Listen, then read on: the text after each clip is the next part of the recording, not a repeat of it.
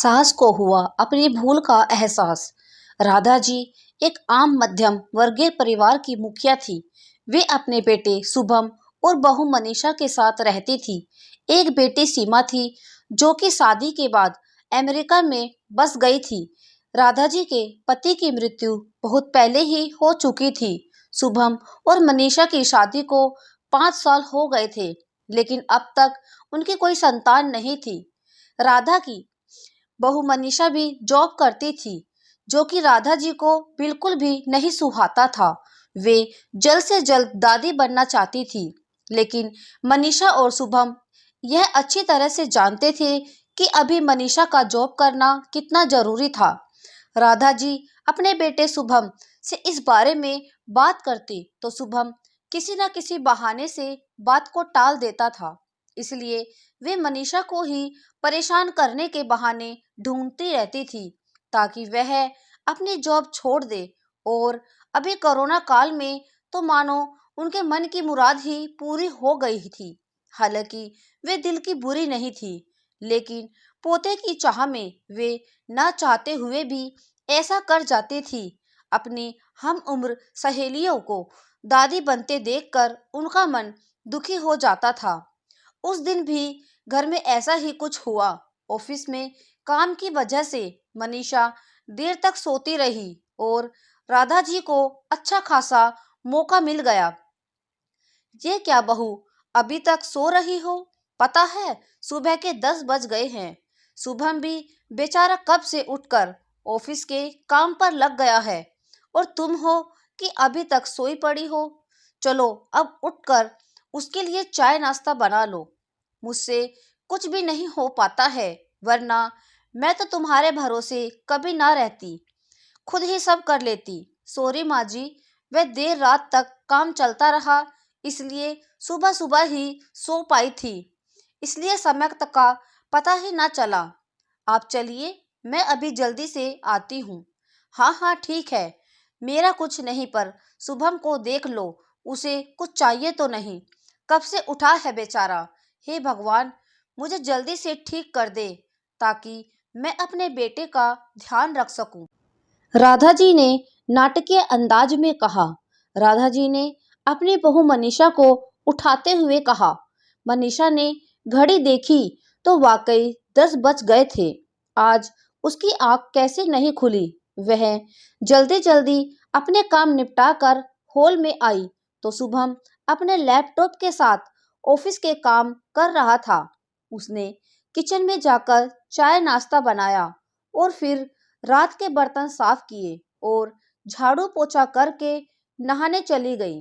दरअसल corona virus की बढ़ती बीमारी की वजह से शहर में पूरी तरह लॉकडाउन किया गया था, इसलिए काम वाली बाई भी नहीं आ रही थी। मनीषा खुद एक इंटरनेशनल कंपनी में काम करती थी। उसका ऑफिस टाइम निश्चित नहीं होता था। अधिकतर उसे रात में देर रात तक काम करना होता था। कल भी उसका काम देर तक चलता रहा, इसलिए वह देर तक सोती रही। मनीषा नहाकर आई तो देखा कि उसकी सास अपने कमरे में अपनी सहेली से फोन पर बात कर रही थी। बातचीत में अपना नाम सुनकर मनीषा सास की बात सुनने लगी। अरे शारदा, तुम भी अपनी बहू को ज्यादा सर पर मत बैठाओ। बहू को ज्यादा उड़ने दोगी तो कल वो अपनी नौकरी के चक्कर में वह तुम्हें ही घर की नौकरानी बनाकर छोड़ेगी। मैं तो भाई शुरू से ही मनीषा के नौकरी करने के खिलाफ थी। अब करे नौकरी शौक से, पर साथ साथ घर के काम में भी करे। मैं तो बदन दर्द का बहाना बनाकर बैठ जाती हूँ, नहीं तो सारे काम का बोझ मेरे सर पर आ गिरता। मैं कोई मुफ्त की नौकरानी थोड़ा ही हूँ। मैं तो कहती हूँ तुम भी यही किया करो। सास की बात सुनकर मनीषा की आंखों में आंसू आ गए। वह जिस सास को बीमार समझकर उसकी दिन रात सेवा करती थी, उन्हें एक गिलास तक उठाने नहीं देती है, सारा दिन घर का और रात को ऑफिस का काम करके थकान से चूर होकर भी उफ तक नहीं करती, उसका यह फल मिला है। उसे माना वे मेरी नौकरी के खिलाफ हैं, मगर यदि घर की किस्त नहीं होती तो वह भी कभी नौकरी नहीं करती। शुभम का बोझ कम करने के लिए ही तो वह नौकरी कर रही थी। खैर, अभी के मुश्किल समय में वह सास से किसी भी बात पर बहस नहीं करना चाहती थी जिससे घर का माहौल खराब हो। इसलिए वह उनकी बात को नज़रअंदाज करके वहां से चली गई। लेकिन उसकी नज़रों में राधा जी की इज्जत जरूर कम हो गई थी। दूसरे दिन सुबह सुबह राधा जी की बेटी सीमा का अमेरिका से फोन आ गया। सीमा की सास उसके पास अमेरिका आई हुई थी। आदत के अनुसार राधा जी ने जैसे ही सीमा की सास की बुराई करनी चाही, वैसे ही सीमा ने उन्हें झपट दिया और कहा, माँ, आप बिल्कुल भी माँ जी के बारे में अनाप शनाप नहीं बोलेंगी। पता है, आपके चक्कर में आकर मैं उनके साथ कितना बुरा व्यवहार किया था, लेकिन आज मुझे उनकी कीमत पता चल गई है। तुम तो उनके यहाँ पर आने के कितने खिलाफ थी, मगर आज अगर वे नहीं होती ना माँ, तो ना जाने हमारा क्या हाल होता। तुम्हें तो पता ही है कि मेरा नौकरी करना कितना जरूरी है। कोरोना ने यहाँ भी ऐसा कहर ढाया है कि घर से ही सब करना पड़ रहा है। किट्टू का बेबी केयर सेंटर भी बंद है। मैं और राजेश फुल टाइम बिजी रहते हैं।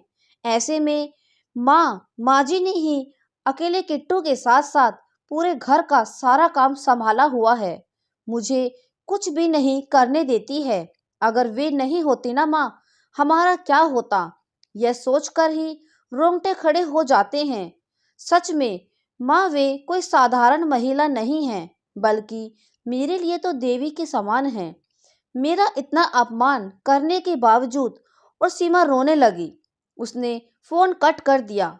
सीमा की बात सुनकर राधा जी की भी आंखें भर आई। उन्हें अपनी भूल का एहसास हो गया था। मनीषा तो वाकई उनका कितना ख्याल रखती थी। उनकी कड़वी से कड़वी बात का भी बुरा नहीं मानती है, उल्टे जवाब भी नहीं देती है। वाकई अभी का समय तो एक दूसरे को हौसला देने का है, सारे गिले शिकवे भुलाकर एक दूसरे की मदद करने का है। तो फिर वे स्वार्थ में कैसे अंधी हो गई थी, इतना कैसे गिर गई थी कि ऐसे मुश्किल समय में अपने ही परिवार की सहायता नहीं कर सकती।